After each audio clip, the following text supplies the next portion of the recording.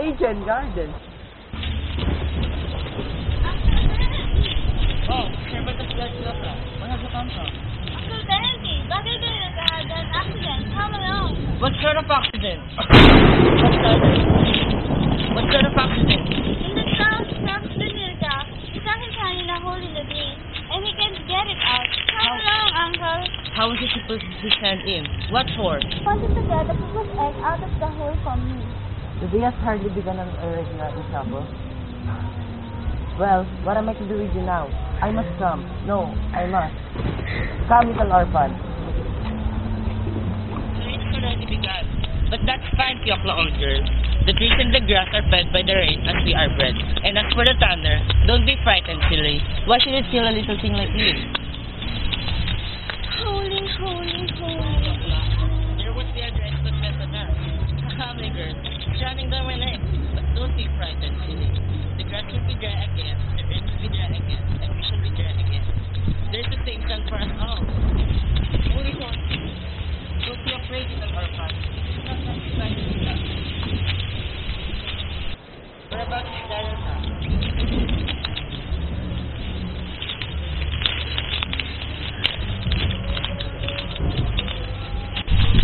A terrible lot of thunder, Terenzi. I never heard so much thunder in all my life. And where's your hand? In the hole. Put it out, please, sir.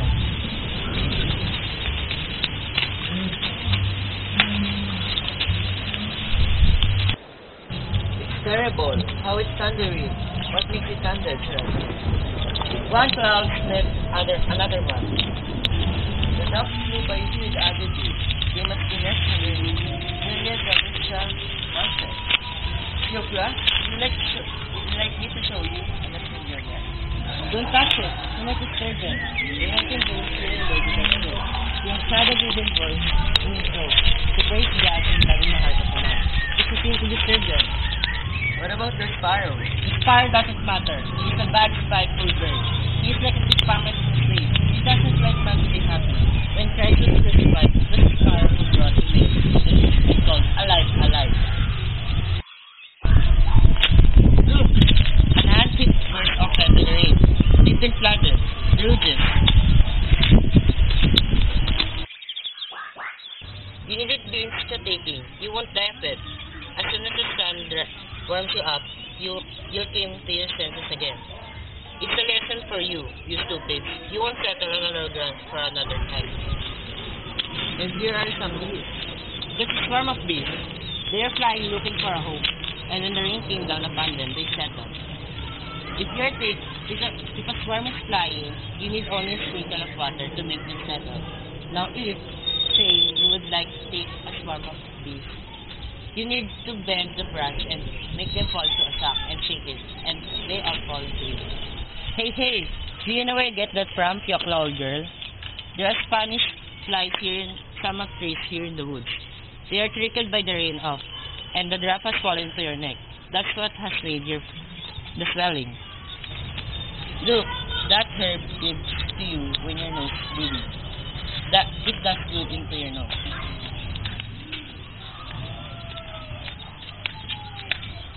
It's all the skin's doing, children. You see, that skin strikes under the wheels, and you see.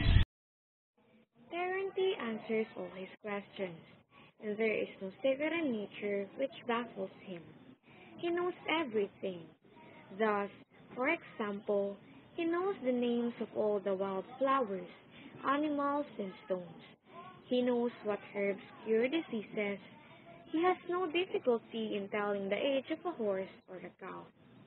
Looking at the sunset, at the moon, or the birds, he can tell what sort of weather it will be the next day.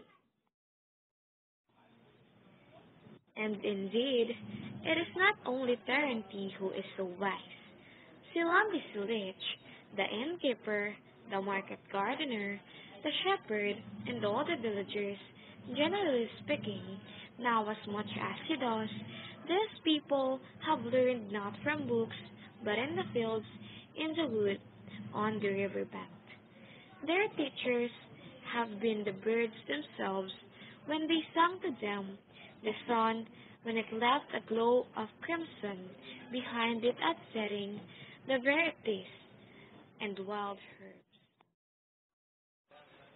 Danilka looks at Terenti and greedily drinks in a very word.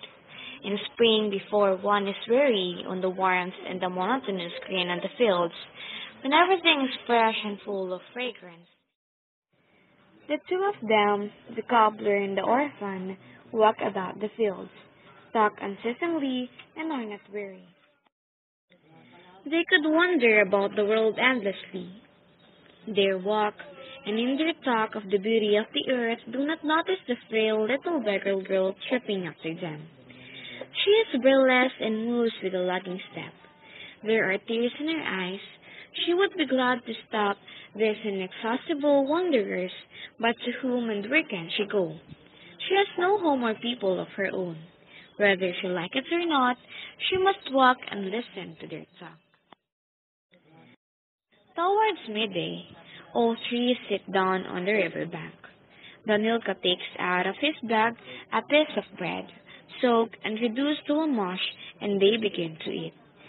Terenti says a prayer when he has eaten the bread, then stretches himself on the sandy bank and falls asleep. While he is asleep, the boy gazes at the water, pondering. He has many different things to think of. He has just seen the storm, the bees, the ants, the train. Now, before his eyes, fishes are whisking about. I'll tell Terenti tomorrow. Thanks, the boy.